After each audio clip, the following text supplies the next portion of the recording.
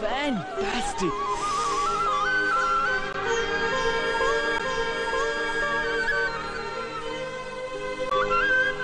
ওখানে নিয়ে যাবে? ওই ওপরে? ওই ওপরে? এই একদম চুপ, একদম কথা বলবি না। কি হলো? বলছে খুব সাবধান, মেয়েটা মরার জন্যই তৈরি হয়ে বেরিয়েছে।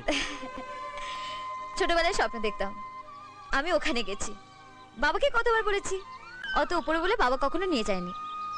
তুমি আমায় নিয়ে যাবে?